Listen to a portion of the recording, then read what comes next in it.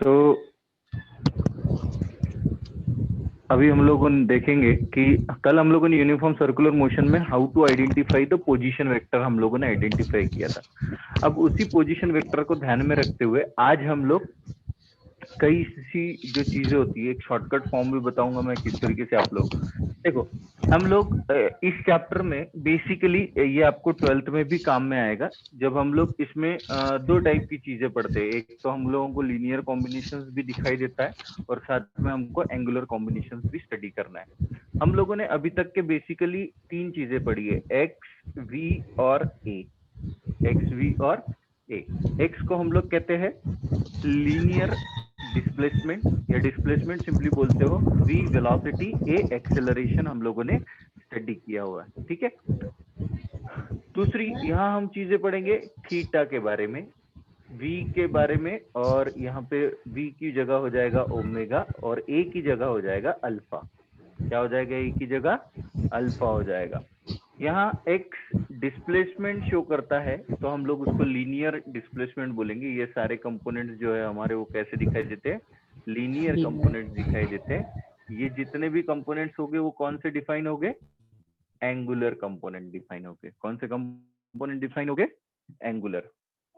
अब हमको बेसिकली पता है कि जब भी कुछ चीजें कॉमनली जैसे पूछी जाती है तो उसके बारे में भी हम लोग यहाँ पे पढ़ेंगे। जैसे हमको पता है कि डिस्प्लेसमेंट का चेंज होना विथ रिस्पेक्ट टू टाइम यानी वेलोसिटी, है ना। उसी तरीके से वेलोसिटी का चेंज होना विथ रिस्पेक्ट टू टाइम यानी एक्सेलरेशन। अब इन चीजों में हम थोड़ा बेसिक बेसिक समझ के चलते हैं कि जैसे डिस्प्लेसमेंट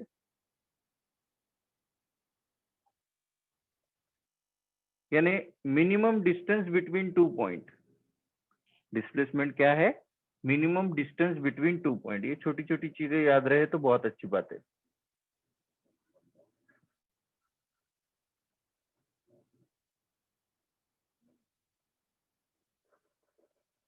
पीटीएस, पीटीएस यानी पॉइंट के बारे में बात है। Minimum distance between two points, v velocity है। ठीक है।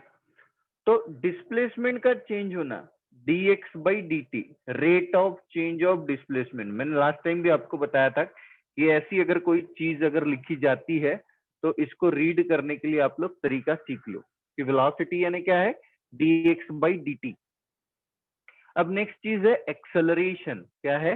एक्सेलरेशन। एक्सेलरेशन यानी क्या है? dv by dt। Sir between इन की रेट बात, ऑफ हाँ बिटवीन की बात का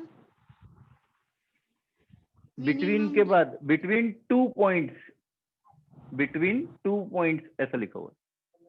minimum distance between two points is called as the displacement.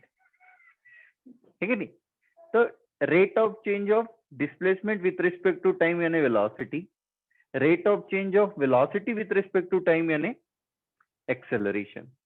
अब वही चीज यहाँ जब चेंज होती है, अब वहां चीजें लीनियर में चल रही है, यहाँ चीजें किस में चलेगी? एंगुलरली। कैसे चल? हाँ। तो यहाँ पे कौन सा डिस्प्लेसमेंट हो जाएगा? इसको हम लोग कहेंगे एंगुलर डिस्प्लेसमेंट। क्या कहेंगे?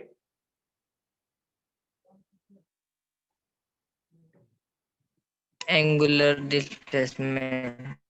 एंगुलर डिस्प्लेसमेंट हमको दिखाई देगी। और ओमेगा यानी क्या हो जाएगा फिर? वही सेम एंगुलर।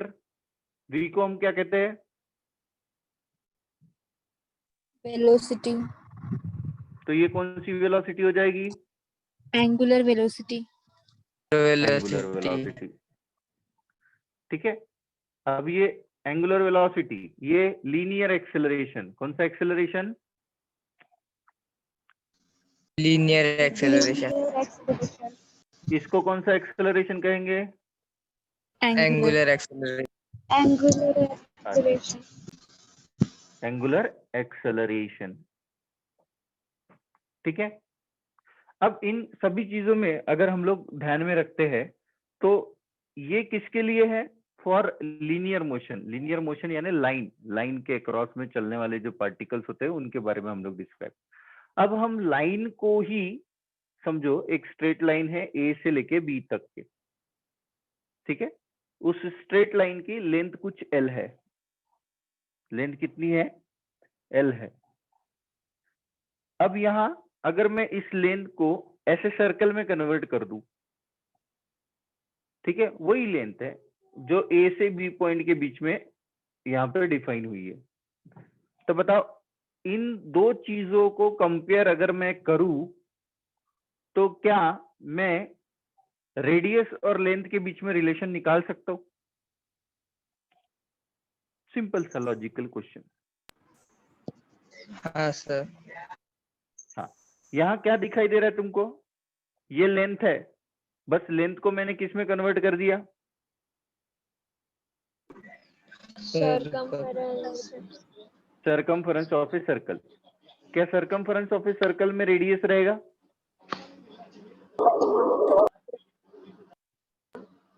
ठीक है, तो सरकमफरेंस का फॉर्मूला क्या हो जाएगा? 2 पाई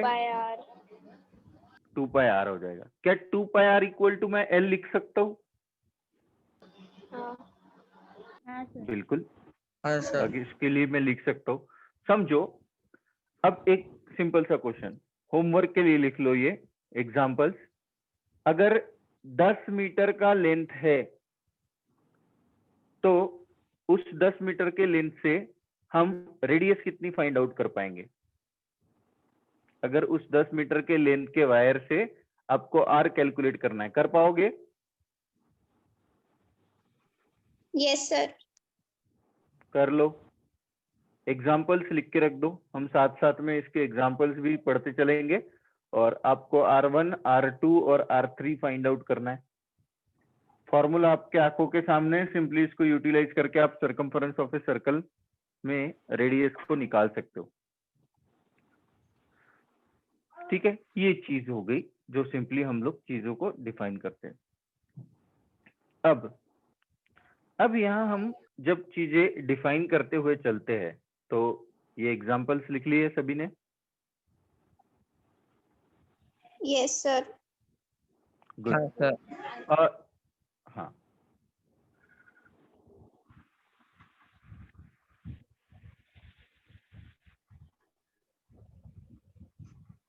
ठीक है। अब जब हम पार्टिकल्स ऐसे ही सरकमफरेंस ऑफ ए सर्कल पे चल रहे,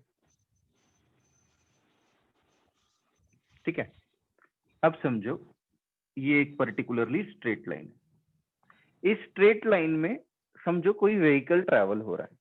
समझो एक छोटा सा बच्चा बाइसिकल पे जा रहा है, ठीक है, और ऑब्जर्वर यहां से ऑब्जर्व कर रहा है।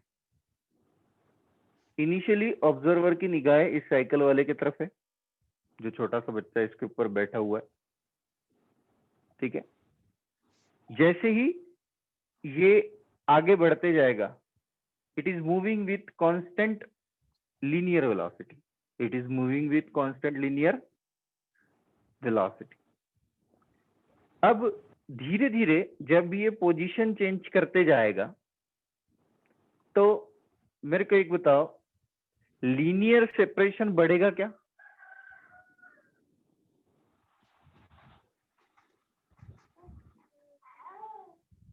लीनियर, क्या डिस्प्लेसमेंट बढ़ेगा?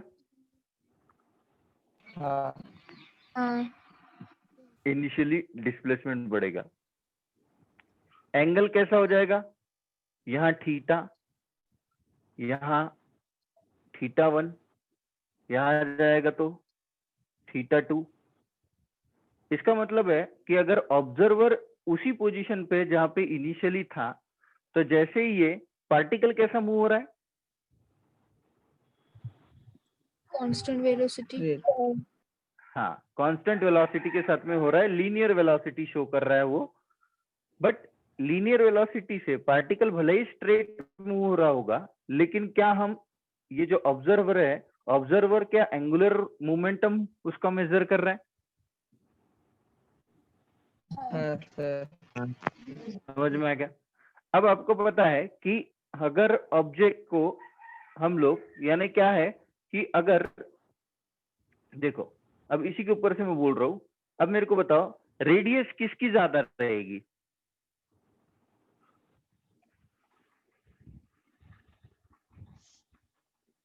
जिसका एंगल बढ़ा क्या उसकी रेडियस बड़ी रहेगी? हाँ सर।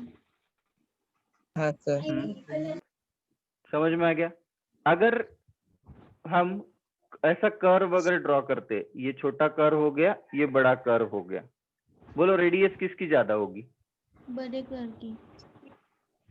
किसकी? बड़े गर्भ की।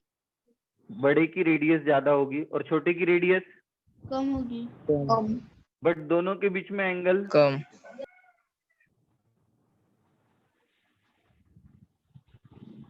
अब सोच के बताना।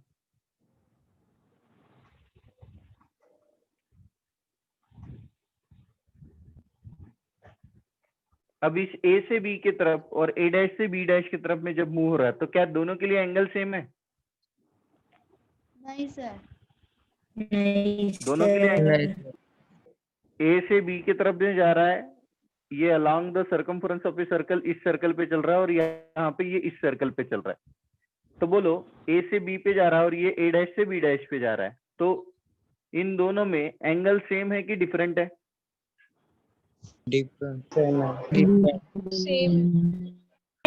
सेम है। कैसा है एंगल? सेम है। क्या चेंज हो रहा है? रेडियस। क्या चेंज हो रही है?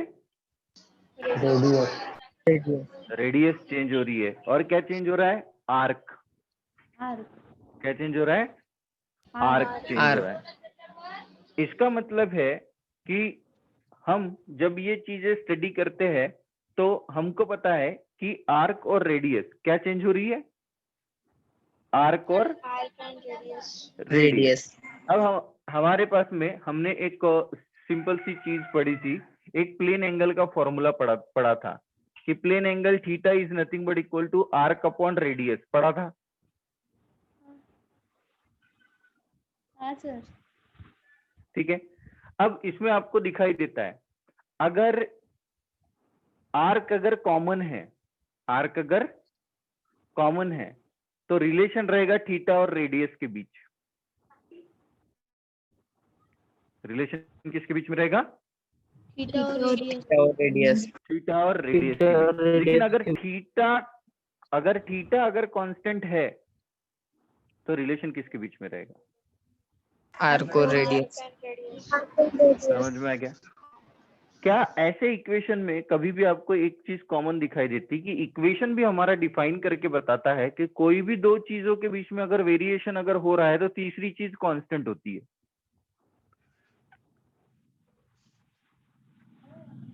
समझ में आया? हाँ आप सर। आर्क और इसके बीच में भी रिलेशन निकाल सकते हो और रेडियस को कांस्टेंट रख सकते हो। समझ में आया? अब ऐसी चीजें आप लोगों को, ऐसे एग्जांपल्स आप लोगों को आगे आएंगे जिसमें वेरिएशंस आप लोगों को दिखाई देगा। अब देखो, जो लीनियर लाइन थी, अब मैं इसके सिंपल से, हालांकि हम लोग बाद में प्रूफ की तरफ में मूव होंगे, उसको थ्योरेटिकली, एनालिटिकली एंड थ्योरेटिकली दोनों चीजों में हम लोग रिलेशन प्रूव करेंगे, लेकिन बेसिक जो रिलेशंस है वो आपको शॉर्टकट तरीके से पहले समझ लो कि किस तरीके से। जब हम किसी भी पार्टिकल को along the circumference of a circle move कराते हैं तो हम उसकी एक कैरेक्टरिस्टिक प्रॉपर्टी को कांस्टेंट कर लेते हैं, जिसको हम क्या कहलाते हैं? रेडियस कहलाते हैं। जब पार्टिकल मूव हो रहा है तो आपको एक चीज ऑब्जर्व करनी पड़ेगी कि लीनियर वेलोसिटी हमेशा टेंजेंशियल होती है। लीनियर वेलोसिटी क्या होती है? हमेशा टेंजेंशियल होती है। बट एंगुलर वेलोसिटी जो होती है, ठीक है, ये थीटा है, ए पॉइंट से बी पॉइंट की तरफ मूव हो रहा है, यानी हमको पता है कि omega is nothing but equal to d theta by d t. Omega is nothing but equal to क्या होता है? D theta by d t. ठीक है। अगर थीटा अगर चेंज हो रहा है विथ रिस्पेक्ट टू टाइम तो ओमेगा मिल रहा है। अब इसको सॉल्व करते समय में हम लोग इस्तेमाल करते हैं राइट हैंड रूल का। किसको? Right hand right hand rule. क्यों? क्योंकि theta, omega and alpha are axial vector. कौन से वेक्टर है? Axial vector. Axial vector. अब इसको सिंपली आप लोगों को पता है कि जैसे ही आप लोग जब भी नट बोल्ट को घुमाते हो तो एंगल एक तो क्लॉकवाइज लेते हो या एंटी क्लॉकवाइज लेते हो, तो आपको दिखाई देता है कि खीला एक तो बाहर की साइड पे आता है या फिर इनसाइड में जाता है ना? स्क्रू देखा है आपने?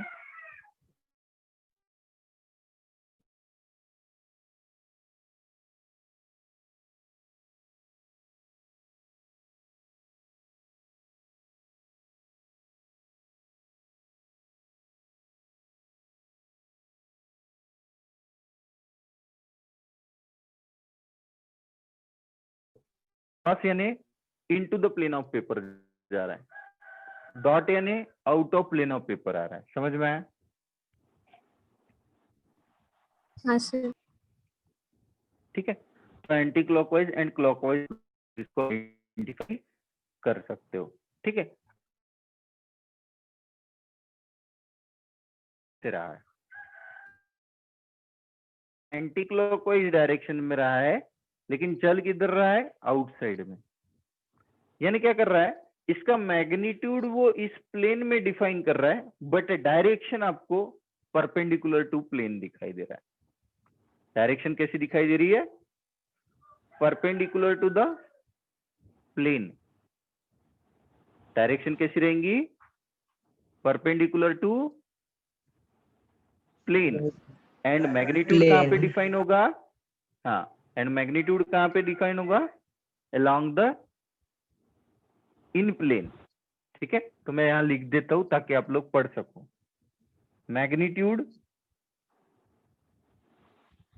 प्लेन में मेजर होता है। मैग्नीट्यूड किस में? प्लेन में मेजर होता है, बट डायरेक्शन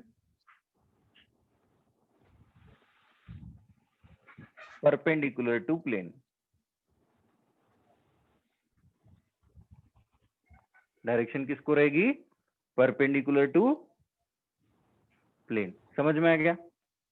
चाहे थीटा हो, चाहे ओमेगा हो और चाहे अल्फा हो।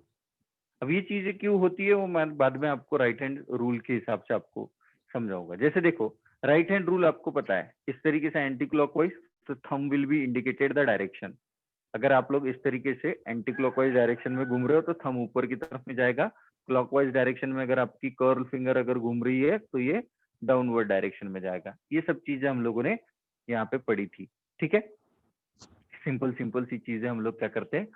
आइडेंटिफाई करने की कोशिश करते हैं। अब जैसे ही ये चीजें यानी एक्सियल वेक्टर हो गया, अब क्या होता है कि इन चीजों में, ठीक है, तो तुमको थीटा के बारे में पता चल गया। अगर समझो अब थीटा क्या कर रहा है? एंटी क्लॉकवाइज डायरेक्शन में चेंज हो रहा है। किस में चेंज हो रहा है? Anti clockwise direction. Anti clockwise direction में चेंज हो रहा है। विथ रिस्पेक्ट टू किसके चेंज हो रहा है? टाइम के। ठीक है, तो वो किसकी इंफॉर्मेशन देगा? ओमेगा। ओमेगा। तो समझ में आ गया?